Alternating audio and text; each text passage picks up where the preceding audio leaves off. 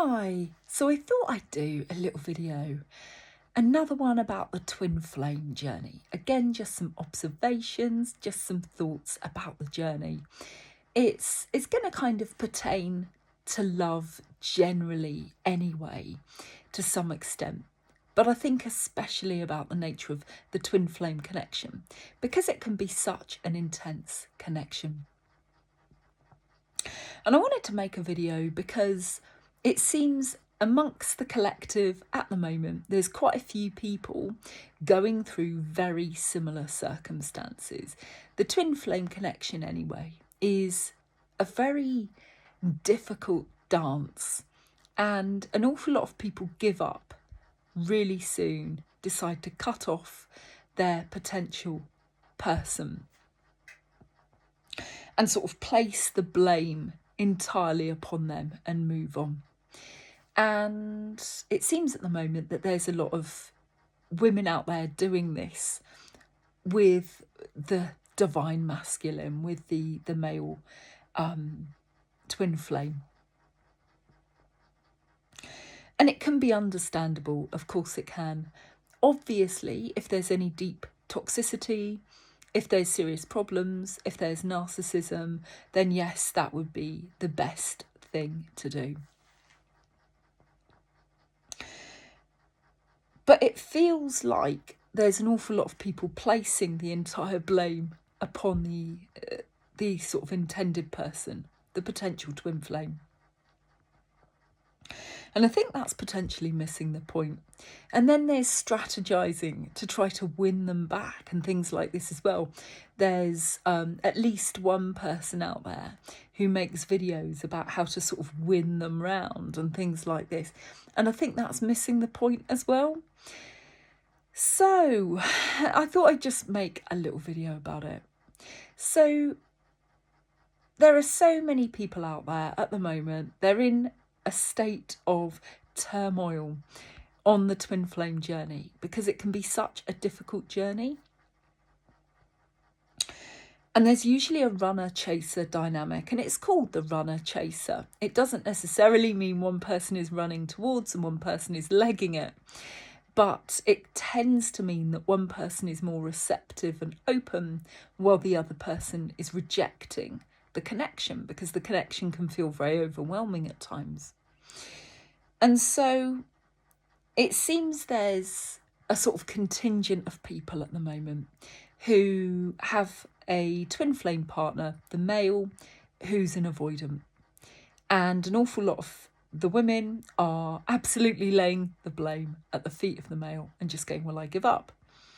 Now, I can't call it for anybody else. You know your connection, you know what's going on. But I believe that the nature of the twin flame connection is multifaceted. I believe it's multifaceted across lifetimes. So we can only ever be aware of a sliver of the connection and of the meaning of the connection. God, your spirit guides, your higher self, is aware perhaps of a much bigger, zoomed out focus that can go across lifetimes. Maybe many lifetimes, you know. It can be that there's a very heavy karmic element at play. Maybe getting a past life regression could be a really good idea. And the idea that it is a lot to deal with, but then placing the blame at the feet of the other person and walking away, I think doesn't even begin to cut what's going on. Because it can feel difficult, it can feel like a struggle, it can feel insurmountable, and it can swamp you. But I still don't feel like we've learned all our lessons if we simply place the blame for not coming together at the feet of your divine partner. I think that's missing the point. I think every time you want to point the finger of blame at them, you have to take a good look at yourself as well.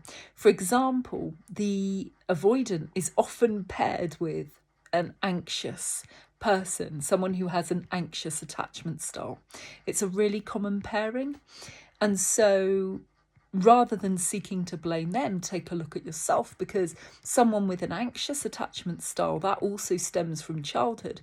You know, with the avoidant, an avoidant typically will have had a childhood where one or both caregivers were either just not emotionally available, or maybe there was just a tumultuous childhood, etc. Emotions weren't expressed, or it wasn't safe to express emotions as a child. They got ignored, etc. So what happens there is the avoidant can grow up really unaware that there was a problem, even because they would have had food on the table, a roof over their heads.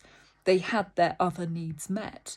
But what tends to happen is there's this unconscious shame within the avoidant. They have this core wound, this core shame within them, where they think they're not good enough to earn love. They think it's unsafe. It can overwhelm their senses and make them feel incredibly anxious. But they don't necessarily know this on a conscious level. All they know is that if somebody comes forward and they express big emotions, etc., that they can feel overwhelmed, destabilized, like they need to just get away and take a break, and then they feel calm. They feel like they can cope again, you know. But an anxious person too will have had a bit of instability in their childhood to give them reason to perhaps not quite feel good enough, to feel like there's something missing, that they can't completely rely upon themselves. So they're seeking something outside of them to fulfill themselves. And likewise, the avoidant is seeking something outside of them to fulfill them as well. So with the avoidant, they're always seeking validation. They're constant people pleasers, etc. Flirting, etc. for an avoidant can be a great way of getting that validation with the emotional safety of not having to get close to somebody, and so on. So if you find yourself on a twin flame journey with an avoidant, chances are you might be anxious yourself or have exhibited that at some point in your life. And so if you're going to look at somebody else's flaws, it's fine to note somebody else's flaws, so long as you don't then, so long as that doesn't snowball and then turn into just abject criticism. Because the more we criticize another, the less we're looking at ourselves, the less we're looking at our own shadow. We all of us have a shadow side. We all of us have flaws, wounds, trigger points, the unconscious, you know. And the more that you're in criticism of another, the more your ego seeks to become more elevated, the less you're likely to look at your own flaws or acknowledge them. So it's really, really important to acknowledge the flaws within you if you're going to start criticizing your partner. And as I say, to just zoom out a bit and to think about a multifaceted angle on this. It can be very deeply frustrating, very deeply disappointing, because on the one hand, you can feel such great love and it can blow your mind and it can feel insane because of the spiritual dimension, which can say to you, look, this probably spans lifetimes. And how do we even compute? How do we even quantify this? How do we even deal with it with our logical, sort of rational Western minds? You know, it's very, very difficult to sit with this information and to allow it to teach us something, because very often we find ourselves in this position early on in the twin flame connection of a great deal of yearning. And that yearning can be all encompassing. All you want in that moment is to be with this person. And so when you're not, there's this intense frustration, and that can cause knee-jerk reactions where you say, right, I'm done. I just want to walk away. But just trying to walk away doesn't necessarily pick up on the lessons here.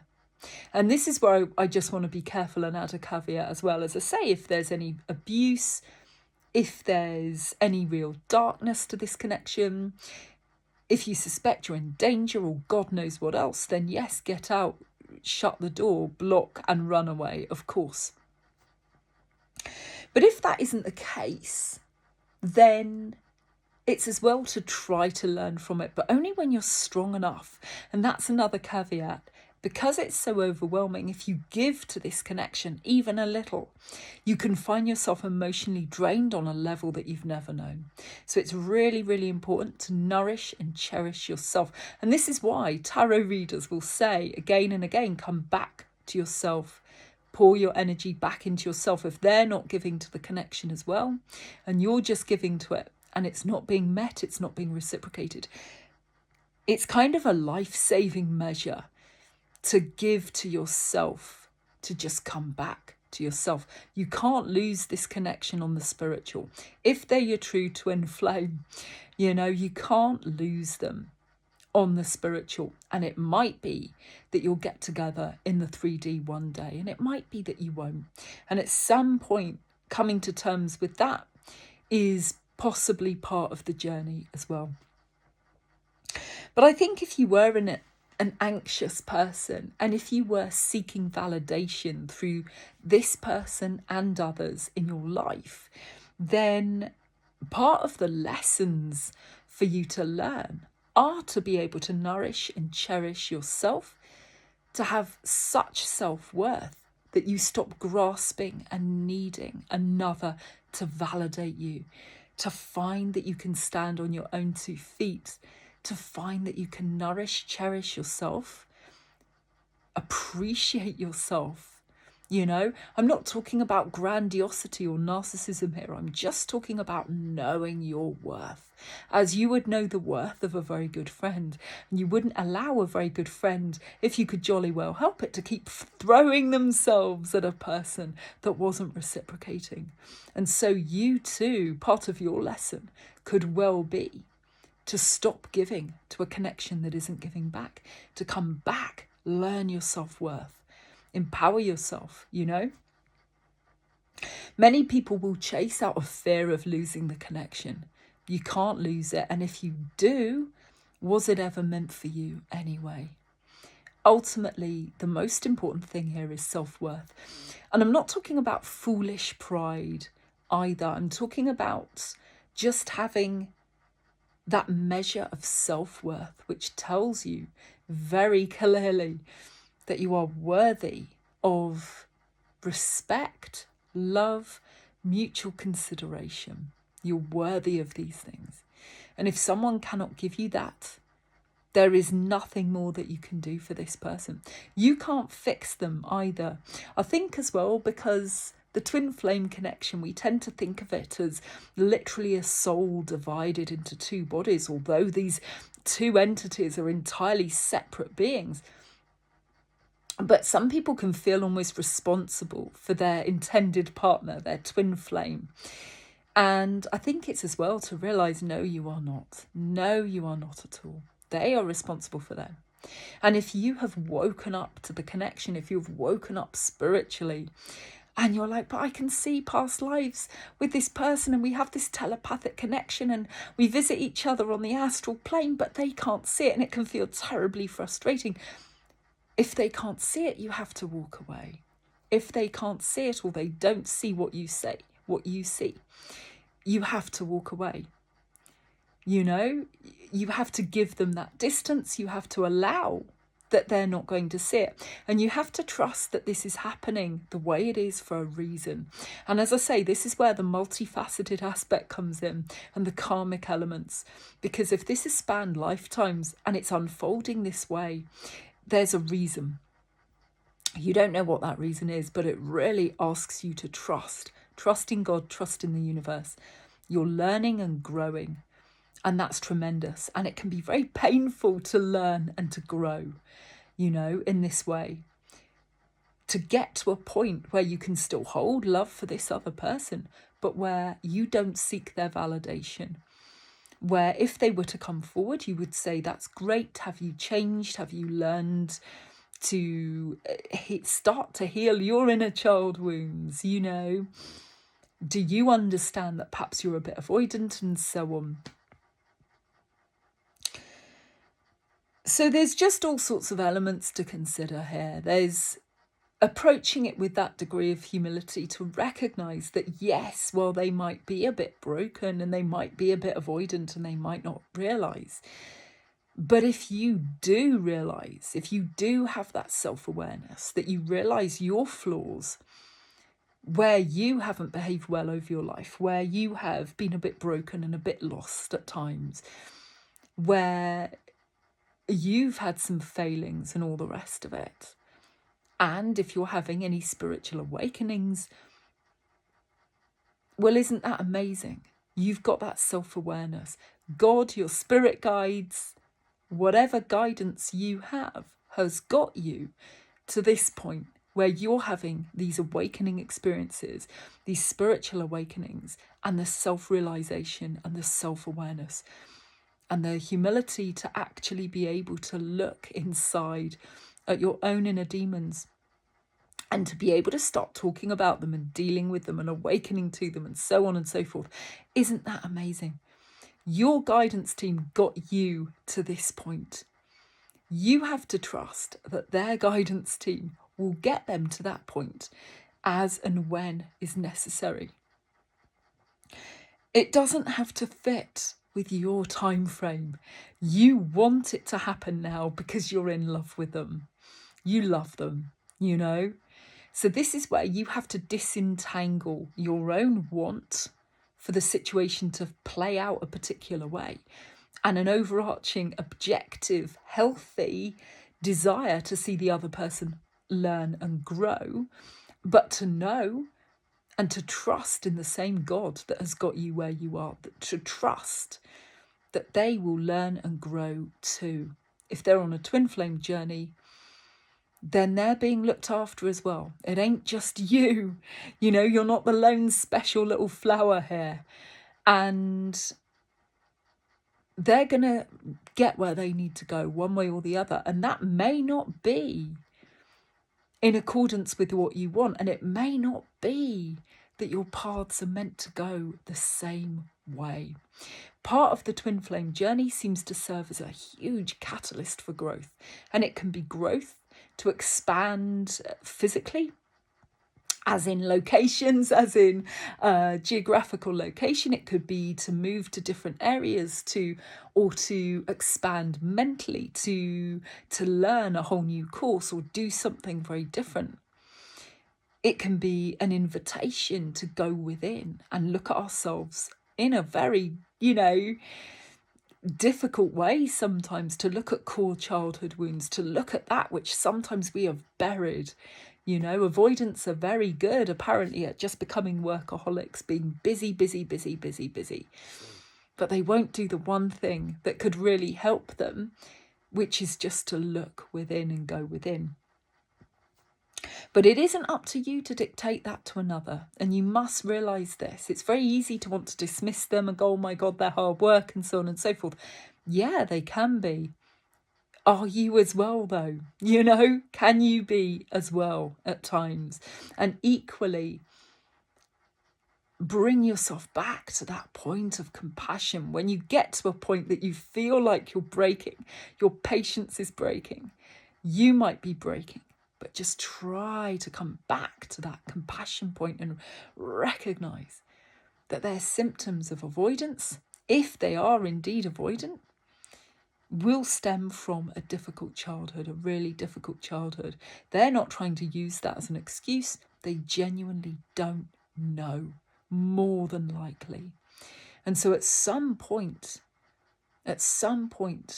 they may go within. They're going to have a tower moment, potentially, in the tarot card, the tower, where they allow their egoic self to crumble, the pride and the ego, because they need all this validation.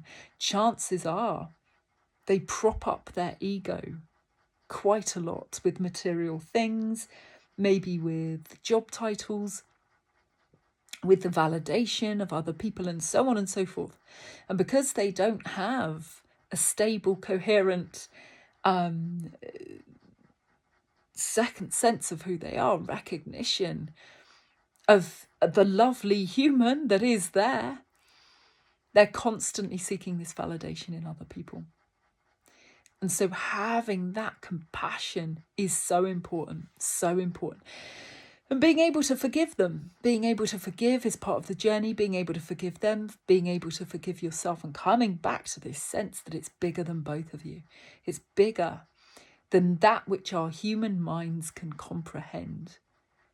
There's a reason and a purpose. And it seems to me that there's so much mirroring going on, and there's more mirroring than people realise at times, because as I say, there's all this focus at the moment on the avoidant partner, and you see all these sort of twin flames in the comment sections on tarot videos getting a bit huffy and going, well, I'm walking away, I'm done, I've totally had enough, can't deal with this anymore, it's too much work, it's insane. And you can understand, you can absolutely understand, but holding love for the other person is key. Sure, take some time out, walk away if you need to. I would say a healthy way of walking away, if you can, is not necessarily to block or ghost. If they've blocked or ghosted you in the past, again, that's kind of classic avoidant behaviour. You can't give yourself to this connection if they are still blind to their own flaws, if they don't see what they're doing. And if you notice a pattern, if you notice a pattern whereby they just don't want to look at a thing, or they want to back off, they're a bit hot and cold, so maybe they come forward 1 minute and then the next minute maybe they say, oh no, I was just joking, I didn't mean that. Again, classic avoidant behaviour, because maybe they're starting to feel a bit panicky and a bit scared, and it's hard for them to open up. And you can have compassion for that and recognise that pattern. When you recognise the pattern and you recognise that that pattern is doomed to repeat itself as long as they don't look at that behaviour, that every time you allow that behaviour, you're enabling it. And if you enable it, they're not going to do the work. They're not going to look within because they think they don't have to. So responding by coming back to yourself, drawing that energy back to yourself, as as I say, ghost if you feel you must, but otherwise you can just draw your energy back. And if you draw your energy back for long enough, don't be surprised if they come forward, because they might. It might stir up some feelings within them that they're finding difficult, so they might come forward. But if they come forward, it's going to be difficult for you at first, because you're going to be thrown, you're going to be put back into an emotional space whereby you want to believe and you want to get together with them and all the rest of it. It could be very tumultuous. But that's where you need to keep your feet on the ground. Has anything changed? If they come forward, you can say to them, hey, how you doing? Have you been to therapy at all?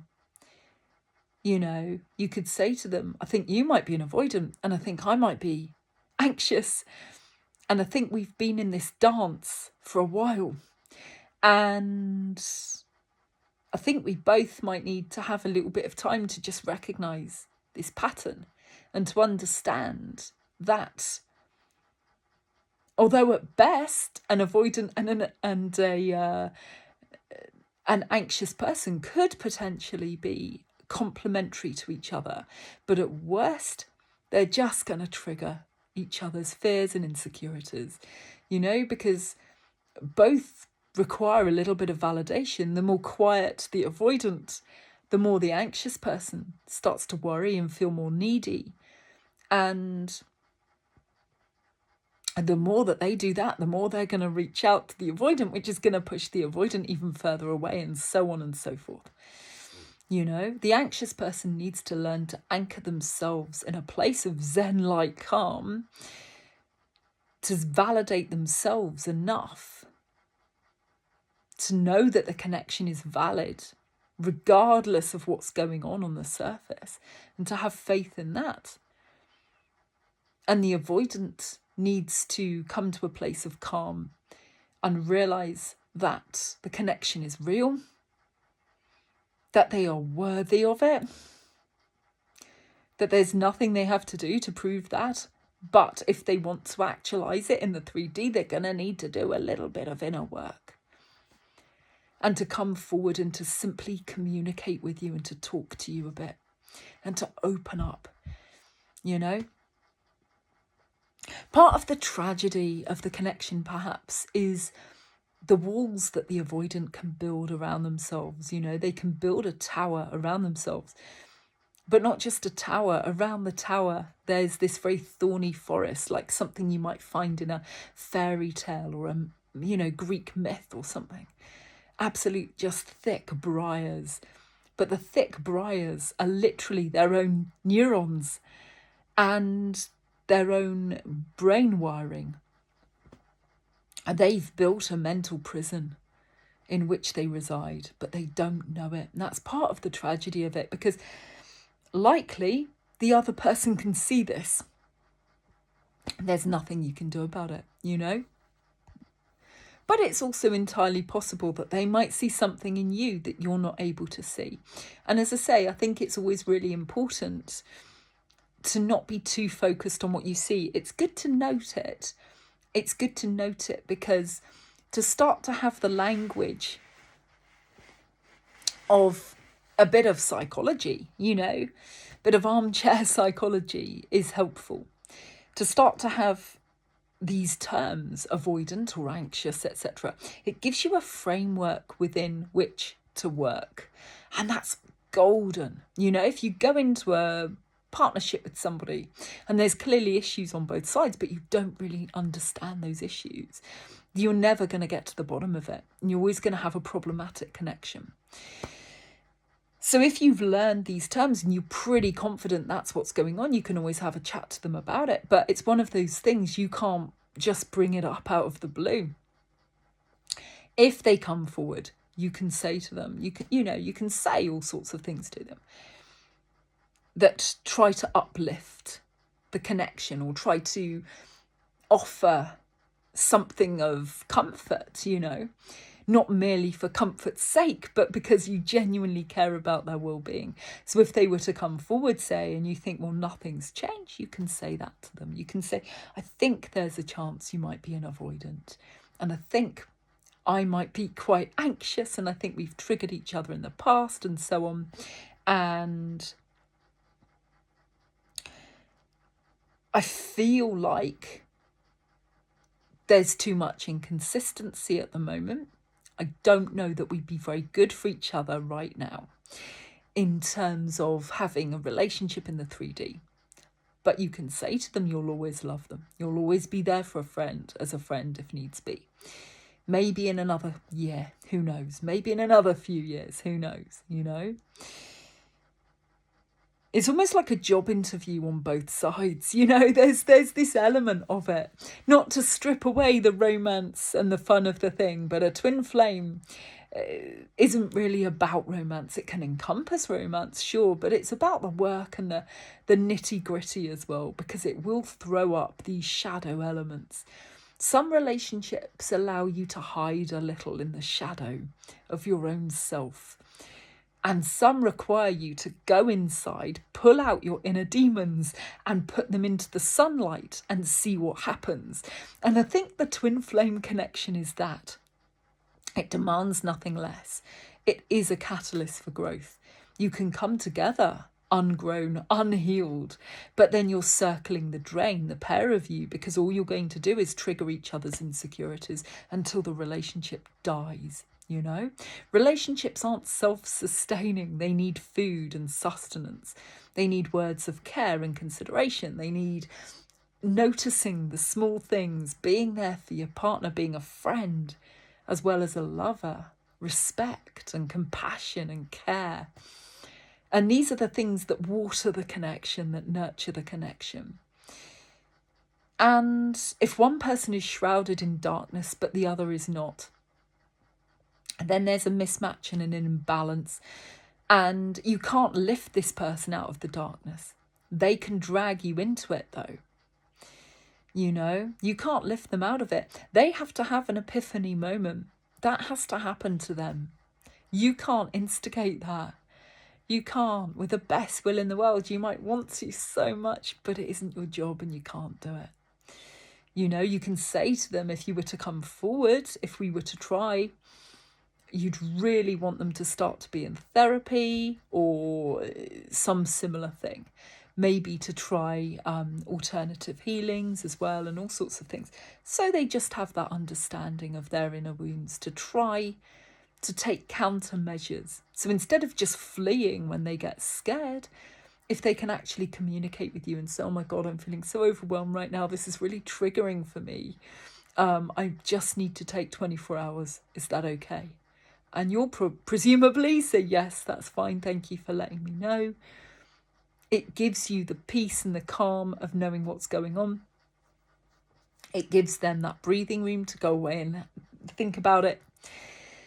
And in the meantime, if they're augmenting this as well with therapy, presumably when they talk to their therapist, they can say I was triggered at this point and then talk it over with an experienced therapist and so on. So there needs to be understanding and self-awareness on both sides, you know? And it might be, as I say, that you just can't come together. But I think one of the tricky things as well, for the divine feminine's sake, because at the moment, this little cohort of people, big cohort of people, it seems, going through this, you've got the feminine perhaps being the anxious or not so anxious now, maybe in some cases. You've got the masculine as being the avoidant. So it seems it's a bit tricky at the moment as well, because I paused the video then because I realised that whatever I was going to say in that moment sailed clean out of my head, and I genuinely don't know what it is.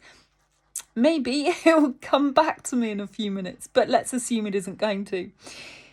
But it's a tricky connection. So the twin flame, I think, asks the most of us. It asks us to dig deep, not simply just walk away and forget about it and draw a line and go, well, they're not coming forward, therefore they are bad, I'm better, the end. You know, if that's your take on it, it might be that that's the case, but it might be that there's a bit more going on. Because as I say, I feel like there's depth that crosses lifetimes. And if you're going through it, you're going through it for a reason. And there are lessons that you need to learn. There's soul lessons, soul deep lessons. This is karma playing out. This is being aligned in this way to make you face it. If it's painful, then it's the divine making you face that. If you're feeling like you're being spiritually aligned to this person on the spiritual plane, and yet on the 3D, you're struggling to even say 2 words to each other, then I believe there's a reason for that, you know? If this is a true twin flame, as I say, then your souls are already connected, and all you want is to connect with them in the 3D. It's all you want, because it feels like they're your person. But it's the hardest thing in the world. It's like you're stuck in this labyrinth, like straight out of a Greek myth or something. You're both at opposite ends. There's this wild, crazy forest of briars. You know, you can hear them. You know they're there somewhere. But you can't fight. Every time you try and hack down some of the briars, they grow right back up again, and you're surrounded in the dark in this forest. And you're losing the will to live because nothing you do seems to be working. But then that's the point, in my view. That's the point. This isn't a relationship that follows normal rules, and it isn't necessarily designed to be a normal relationship either. If you view it instead as a catalyst for change and as a catalyst for growth, and as an invitation, very painful, deep invitation. What can be healed here? Instead of asking, why are they not coming forward? What's wrong with them? I'm amazing. Maybe look instead and go, what can I learn? What can I learn? What can I learn? What's the deeper lesson here? Where they're wounded, are you wounded equally? Because there's often an awful lot of mirroring. You know, so instead of just saying, okay, well, they're perhaps scared to come forward, maybe it's very painful for them to trust. Do you find it that easy to trust and come forward at this time? And so on. What can you learn? Can you learn more about patience? Can you learn more about forgiveness? Can you learn more about compassion? Can you learn more about your own strength to come back to yourself? Can you learn more about self-validation, about trusting in you and liking who you are and holding compassion for them? You know, this isn't about sitting around and waiting for something to happen. This is about getting on with your life, pulling your energy back. As I say,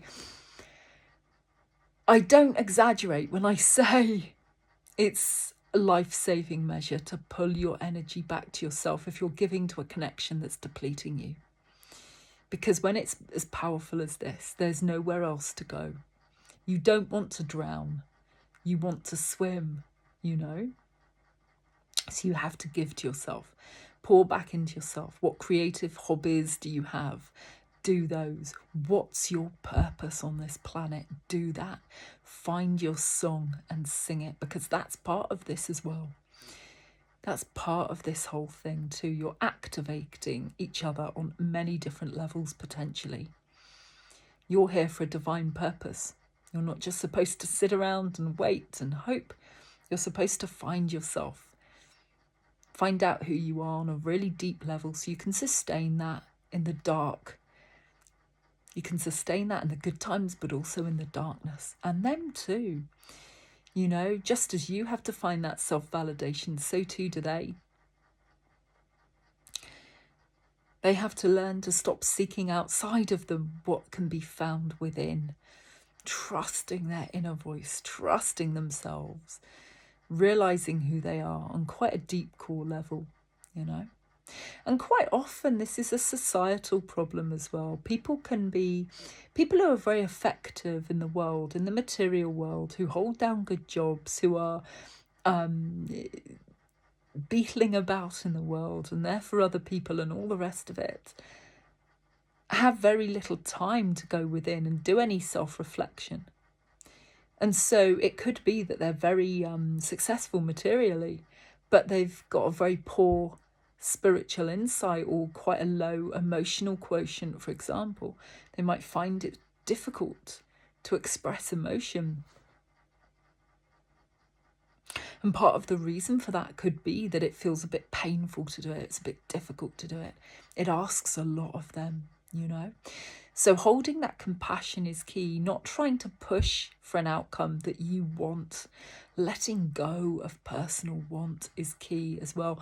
I cringe when I see these videos, how to win back an avoidant ex, or, you know, there's one person who is some sort of coach and she has videos about how to sort of win them around and things like this.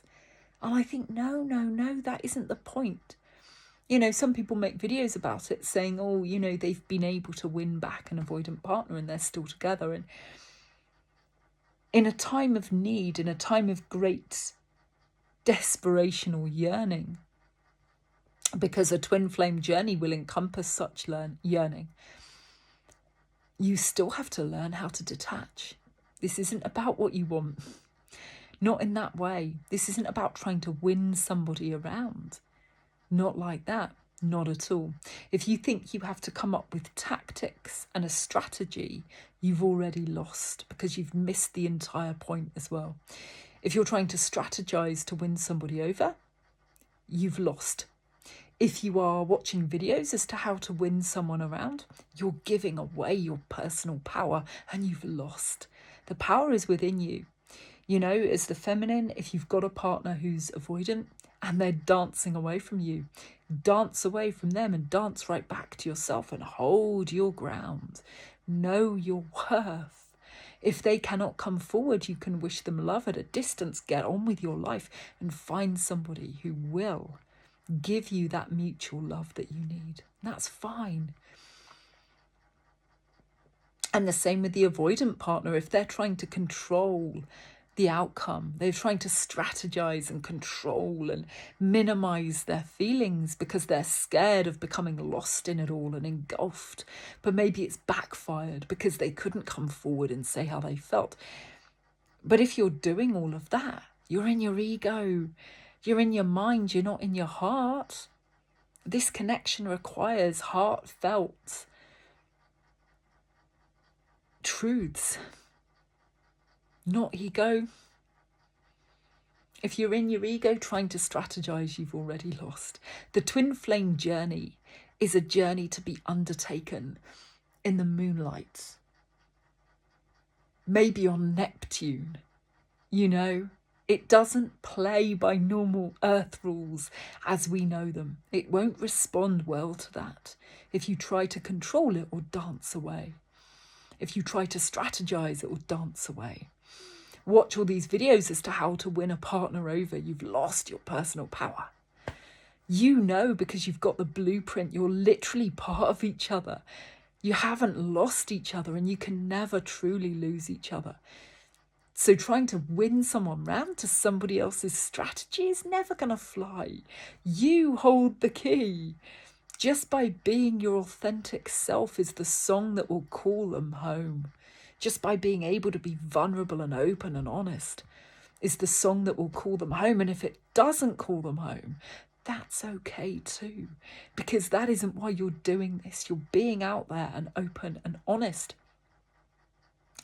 because that's your soul journey. And if you're on a twin flame journey, you're already part of the spiritual. You're already on a spiritual path. And if you're on that path, you are required, absolutely, to be ruthlessly honest with yourself, to drag your inner demons kicking and screaming out into the light. Cradle them, you know, tell them that it's okay. Because they're just fear. They're just manifestations of fear. That's all that they are. Tell them they're okay. Tell them that they're loved. Hold them. Show them the sun. Show them the light. Be there with them. They're not going to burn up into the light. They're just going to transform into something else. You know? So if you're on this journey and you're finding it tough, and you're wondering, will I ever get together with my twin flame? I can't answer. I can't say yes or I can't say no. But what I can say to you is if they're truly your twin flame, you never lost them and you never can. You can't do a cord cutting exercise and lose them. Even if they go off in a huff and you never speak again in this life, or if you go off in a huff and you never speak again in this life, you truly cannot lose each other on a spiritual level. And again, I will say that if there's any toxicity, if there's any maltreatment, if you think that this person is a narcissist and not an avoidant, it's a different kettle of fish. Because narcissists, they genuinely can't heal, not really. Avoidants are very different from narcissists. Narcissists lack empathy in the first place. They'll either have none or they'll have a bit of empathy.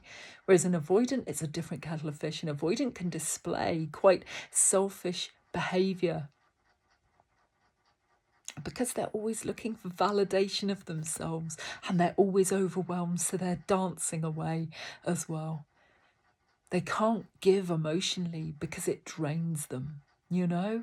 So it's an entirely different thing. A narcissist will simply seek to control for manipulative purposes. They too are broken from childhood and you can hold compassion for them, but you can't get together with one, not really. There's no coherent sense of self in a narcissist for you to really fall in love with. There's only bits of their persona that they show you for a time. An avoidant is different. An avoidant might heal, but again, there's no guarantees. There's no guarantees because all it will take is the most hard thing in the world for them to start looking inward, doing that work. And if they can't do that, that's fine. That's their journey. You can't prescribe that for another. You can't force growth before it's ready. You know, it's genuinely emotionally distressing and difficult. And you have to give room for that. You have to allow for that. They're on their healing journey as you're on yours. It might happen in your lifetime, it might not.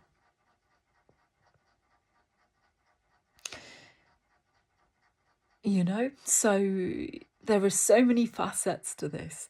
So many facets to this. So if you're in an early stage of the twin flame sort of cycle, maybe you're still in the yearning phase, that can be a very difficult phase. It can absolutely bring a dark night of the soul. Part of the twin flame journey is the dark night of the soul, but also the spiritual awakening as well.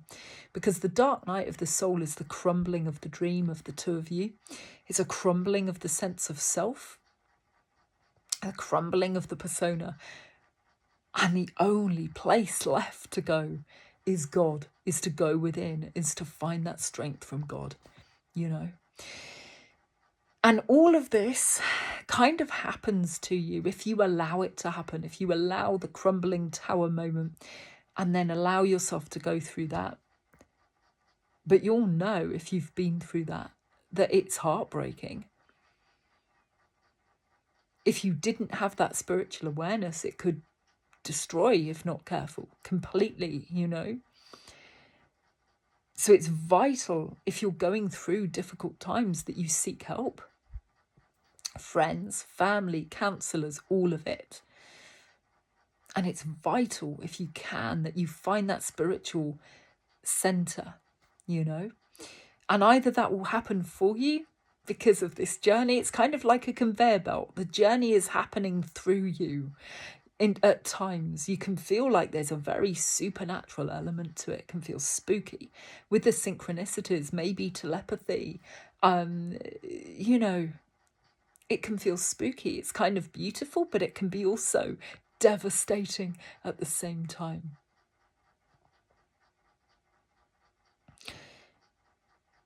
But you can't prescribe it for your partner. You can't do it because it is such a difficult journey. And if you've come through it, that's amazing. Well done, you. You can hope that they come through it. You can hope that they are guided and similarly led through the difficulties of this, to come to their own conclusions, to just become stronger in who they are. But again, you can't prescribe it. So all of these videos that say how to win an avoidant partner back and things like this, you know, they miss the damn point. This isn't a game to be played. You know, some people do strategize, don't they, in terms of dating and things like that. You hear amusing stories sometimes of how people win partners over with a little gentle bit of strategy, which can be quite good fun at times, quite sweet at others, you know, bit creepy at other times as well, but you know, but it's always my view that if something is meant to happen to you, it will. It doesn't mean you just sit around and do nothing. You have to do your own inner work and things like that. But that is to say, you can't chase it. You can't try and manipulate it because that's not healthy. And you can't sit and watch videos how to win somebody over because you give away your personal power. Your personal power is everything. Every time you ask someone else's opinion about your life, you give away a bit of your personal power. You know, every time you say yes when you mean no, you give away a bit of your personal power. And if you're not sure what I'm on about at the moment, try it out. So next time, if you're a real people pleaser, next time someone asks you to do something you really don't want to do, and you find yes just coming out of your mouth when you'd really love to say no, and you say yes, and you think, oh, bum, I've said yes. Wanted to say no. But just sit with that feeling just for a second. How does it feel? Because chances are you'll feel it in your body, in your posture. Maybe your shoulders will become a bit more rounded. You'll shrink a little bit more into yourself. You'll feel disheartened, a bit flattened, a bit like your vitality has just been stamped on by maybe a giant angry fairy from the sky. Just sit with that feeling for a moment. How does it feel? You're a bit annoyed, you're a bit resentful, so you're shrinking that energy. Now you're annoyed with them, you're being passive aggressive, etc. Your energy is shrinking, you haven't said what you wanted in that moment. And there are times when we have to do things that we don't want to do. But then attitude is everything. Attitude is everything in life. It's so important. So if you go into a situation you don't want to have to do, for instance, maybe a parental situation or something like that, you don't really want to have to do it, but your duty calls, right? Because duty does call sometimes. Then you have to adjust your attitude so you're not resenting it. And that can be hard, but it's necessary, because if you don't, again, you're giving your power away. If you're sitting in a sort of soup of passive aggressive annoyance and resentment, that's self-poisoning. You've given away your power in that moment. If you go into it from an act of humble service to others, knowing that you want to give of yourself in this moment, adjust your attitude, you're standing back in your power again, because you've now decided and chosen to do this thing with your whole heart. It's really important. Sounds like a little thing, it isn't. It's everything. And you can have said no. You can have said yes, to the most little thing. Someone could have said to you, oh, do you want to come out tomorrow night, for example? And you find yourself saying yes, and you, oh God, I was really looking forward to staying in. I don't want to go out tomorrow night. I want to stay in. But now you've committed yourself. Just that one little act, one tiny moment, you've given your power away. So it's really vital that you learn to hold good boundaries. And again, the twin flame connection is amazing at teaching us boundaries, usually in very painful ways. But learning to hold boundaries, loving boundaries, where you're able to say no. And people are not going to not like you because you say no. Learning that. It doesn't change the nature of the relationship. And if you do have people around you utterly reliant upon your people-pleasing nature, they're going to be in for a shock. And it might start upsetting a few people. Were they your people to begin with? Your true friends will respect your no. They will respect your boundaries. They will work with your boundaries. And the more you do it, the more you practice this, the stronger you become as well in yourself. You feel it. You feel your vitality, your life force coming back in, your joy.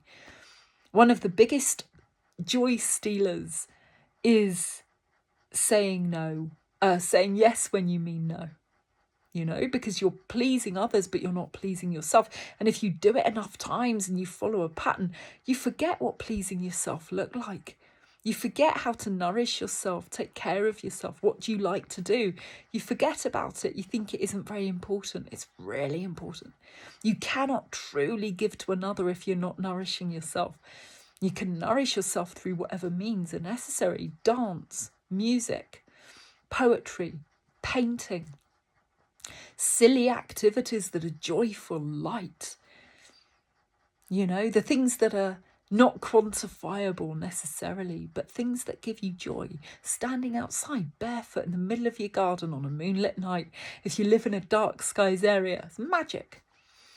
Going on a beautiful walk in nature, etc. Seeing a morning mist and a deer coming out of the mist. Little things that put joy back into your life, because cultivating magic and joy is a way of cultivating inner strength as well. There is much magic in the world because we are literally infinite beings having a human experience. We're part of the divine. All of the problems on the planet, I believe, stem from ego and pride and a sort of distortion of the ego. So many broken people acting in broken ways, and it's a distortion of the ego. They're not in their heart space. They've become divorced from their hearts. A person divorced from their heart is potentially a danger, in a dangerous place, because it's very dispiriting to the soul, And if you allow that to continue, you can go to quite a dark, nihilistic place. and end up in a bit of a black hole and end up in a bit of depression and despair. These are dangerous emotions. You know, the minute you start noticing that you are, say, getting quite grumpy, quite angry, quite a lot of the time, quite irritated, you've stopped doing joyful activities, that's a warning sign. That's a warning sign that you need to come back to yourself. You need to rediscover the joy and magic in life. There is a lot of darkness in life. There's a lot of horror in life.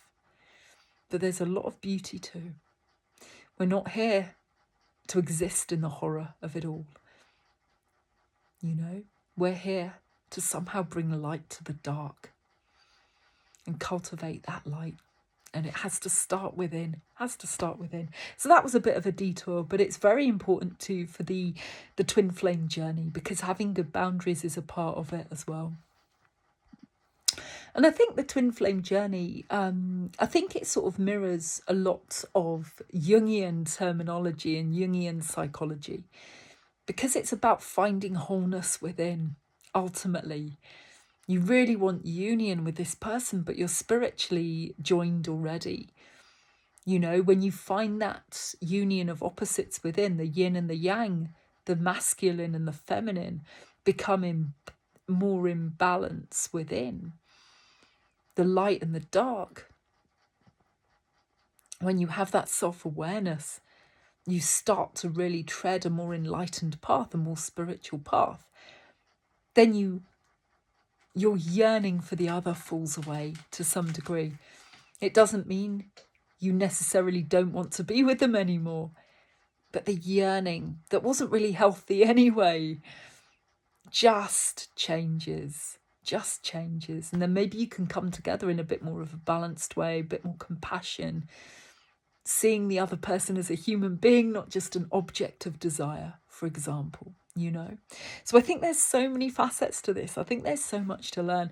And don't get me wrong, sometimes it's just really damn annoying. And you will find yourself flinging things across the room and going, oh my God, in frustration. And that's normal too. But if you're at that point, and you're at a point where you're like, I'm going to walk away, they're so annoying, coming back to your center, meditating, really, really important, coming back to your center. You know, it might be that you have to walk away for some time, as I say. And it might be that ends up being a permanent walking away. And that's okay. This journey isn't supposed to engulf completely. It goes through a stage of engulfing completely, for sure. But it isn't meant to do that. It's here to teach us so many lessons. And I believe we need those lessons. We don't know that in this particular lifetime. We don't know what those lessons are. So we just go, oh my God, it's the most frustrating thing in the world. But I believe it's there to teach us something. A lot of things, a lot of different things that you can take away from this. You know, there's never a point where you stop learning, potentially. But there's going to be a point where you maybe work out past karma, where you maybe get the lesson, the overarching lesson that you were meant to learn from this. You know, and self-love is key within that. If you're both a couple of wounded individuals in some way, self-love is gonna play a role here. Self-acceptance, self-love, nourishing the self, recognizing that need for validation and giving it to yourself. And that's a hard journey. And for some people, it doesn't always completely end.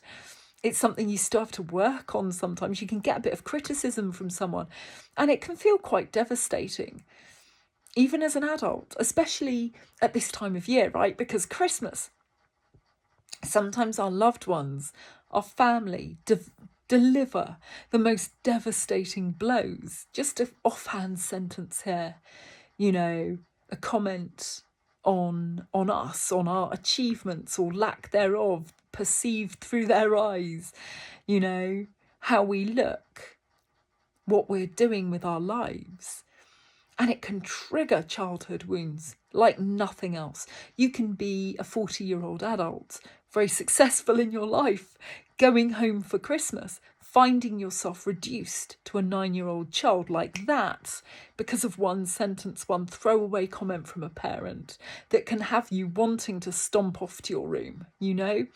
And this is what families do. Families can teach us an awful lot as well. And you're not alone if you're in that place, you know? We always think of ourselves as the adult, as sort of past the point of being able to be ruffled in this way. There's never a point where you're completely over it. But there is a point where you recognise the triggers and where you're able to validate yourself enough and hold your centre enough that perhaps you don't quite fly off the handle. You might need to go out for a walk, maybe have a cheeky beer in a local pub and commiserate with other people who have similarly escaped for Christmas Day for a cheeky little pint to just get away from it, you know. It can feel like a pressure cooker at times. So you're not alone, you know. And it's a difficult journey. But I do believe there's a sacredness to this journey, because for the one part of this is that if you have these spiritual experiences, you're recognising that this spans more than one life. But it isn't even just that. It's the level of intensity which tells you, oh, this is what true love looks like. Whatever you thought love looked like before, this is it. Whether or not that really can get actualised in a way that meets your fantasy, that what you fantasised about as a kid maybe when you're a teenager. Real life isn't like that, of course it isn't, you know. And so part of the bubble bursting is understanding the pain, the wounds that need healing, the imperfections in both of you, the hand-holding that needs to be mutual in both of you, to see each other's wounds, to allow yourself to be seen, to trust in them enough, to hold you through moments of your own darkness. And similarly, for you to be able to reciprocate in kind. That's no small deal. That's huge. That's huge. So, as I say, it may be for some that they can get together. Finally, there's this sense of final reunion that can happen. And it may be for some and it may not be for others. So finally reaching a point where you can come to terms with that is key as well. You can't necessarily do that overnight, and not if you're in a yearning phase. If you're in a yearning phase, you've got some ways to go, because you're looking for validation. You're looking to hear those words, yes, it is going to happen. That's all that you can focus on. In that moment, your tower moment is so great that you can't handle anybody saying to you, well, you might not come together in this lifetime, but in 6 months, in another year, then maybe you can totally handle that, you know? So just go gentle on yourself with whatever phase you're in. Recognise you're not alone. As I say, there are cohorts of people at the moment going through this very thing. If you check out tarot reads online, it's sort of spookily, hauntingly accurate in terms of validating what each other is saying. And I don't mean that they all compulsively watch each other and then copy what each other is saying. They're genuinely picking up, in my opinion, on what's going on in the ether. And it's mirroring an awful lot of people's experiences, judging by the comments, you know. So many people are feeling seen thanks to these readers, and so many people are feeling helped thanks to these readers, because if you get a good reader will not say chase them. A good reader will not say here's how to win them back. A good reader will say go within, do your own work, get strong, get healthy, do what you need to do, you know, mind, body, heart, soul. Do you need to do more exercise? Do that. Do you need to eat better? Do that. Do you need to get more sleep? Do you need to address any issues in your life? What do you need to do to really step into your joy, step into your purpose? Are there areas there that need looking at? What can you do to absolutely shine your light and no longer dim it for anybody, regardless of if they're seeing you or if they're not seeing you? See yourself. See yourself through the eyes of a cherished friend. Shine your light. Shine your light. Do whatever it is you're here to do. And don't be afraid of the consequences of that. You know, and as, in my opinion, a good tarot reader, a good counsellor, is one that seeks the power within you, is one that will make sure that you don't cling to them, that you're not looking to them for all the answers. Initially, you'll be looking for some answers, but if they're good, if they're worth their salt, they will help you to find the truth within yourself, because we all have the truth within ourselves. All of us. All of us, all of us, all of us. We need hand-holding from time to time. We need other people to help us from time to time. Absolutely. But a bad tarot reader or a bad counsellor is going to be one where you are continually hanging on to what they say. Again, that's disempowering. You're seeking the answers from them. You know? So this, as I say, it's multifaceted. Becoming self-empowered is key. And again, when I talk about self-empowerment, I'm not doing so in a way that is grandiose or narcissistic or anything like that. It isn't about pride. It's just about knowing your worth as a human, standing up to be counted, knowing that you're just as worthy as all of us, as every single one of us. No one is more or less worthy. We just have different gifts, and we're here to sing different songs, and we're here to shine in different ways. And we're all here to complement each other and help each other. And we're interdependent. We're not a lone entity. None of us are, you know? One of the sad things in a relationship, I think, is if one partner is so wounded that when their partner is successful in their own field, they can feel jealous and small and invalidated. And so maybe they'll seek to sort of hit out a little bit verbally and say some comments that are a bit mean or small or spiteful. And they're not able in that moment to say, hey, well done. You've done something amazing. Well done. Instead, they might say, I was doing this for years and I wasn't noticed in my field and things like this. And I think that's terribly sad because, again, over time, that's going to chisel away at the foundation of the relationship. You know, a relationship is all about helping each other and seeing each other as part of that. Just being proud of your partner, you know, not putting them up on a false pedestal or idolizing them, but just being proud of them as a human and wanting to be there with them, you know, and being able to see their gifts and saying, hey, well done, that's fantastic in that moment, you know. So core wounding can manifest in many different ways, and selfishness is one of them, because it can just feel very difficult to give of yourself emotionally when you feel very small inside and you feel a bit broken inside. So you just can't do it. It's not your own fault in that way. Of course it isn't. Childhood wounding, that's not your fault. But it kind of at some point is your responsibility to own it and to maybe try and do something about it. But with a caveat, only if you feel able to. And if you don't, there's no shame. There is no shame. Because we're all of us just doing the best that we can, right? It's a difficult journey. It's a tough journey. It's so easy to prescribe for another. It's so easy to go, oh, they should be healing. They should be doing counselling, yada, yada, yada. You know, but as Jesus noted in a very humorous way when he said, you know, humans, I'm paraphrasing badly, but he said, you know, along the lines of, humans are so busy pointing out the speck of dust, a speck of dirt or speck of dust in their neighbour's eye, they're failing to see the plank in their own eye. And I love that.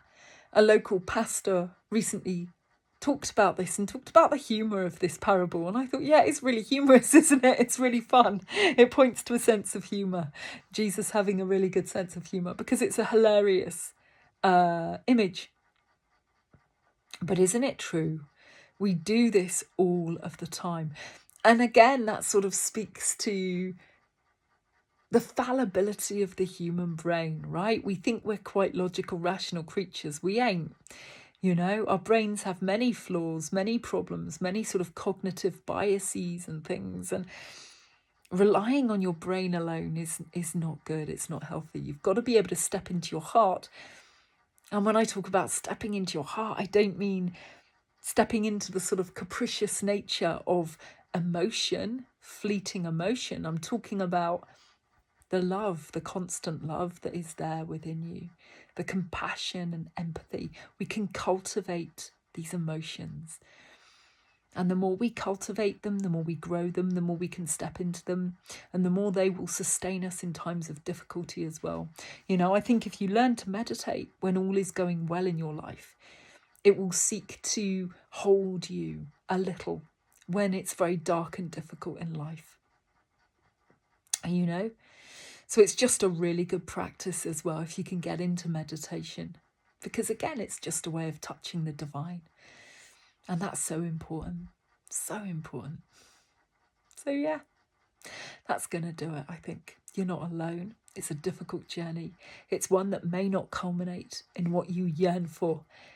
But if you can come away grown, stronger, kinder, more compassionate, more loving after this, then I reckon you're doing something right. You know? So it's hard, but you're not alone. You're not alone. But take back your own power if you can. Take it back. Take it back with love. Stop giving your power away to other people and panicking and thinking, oh my God, what if I lose them? Yada, yada, yada. You can't lose them. You can't lose them. That's why some readers and things as well will talk about unconditional love. Because they're already a part of you. There's unconditional love at the heart of the connection. It's just your egoic minds probably can't see it or don't know. So yeah, and that is my cat telling me that it's dinner time. So I'm going to go for now, but I hope this has helped somebody who's on the twin flame journey, because it is one of the single most exasperating, difficult connections you'll probably ever have in your life. But also it can potentially be richly rewarding as well if you're willing to just do a little bit of the work, if you can. So yeah, I'm going to go now. Wishing you well over the Christmas holidays. Hope that you have a lovely Christmas and really nice New Year celebration.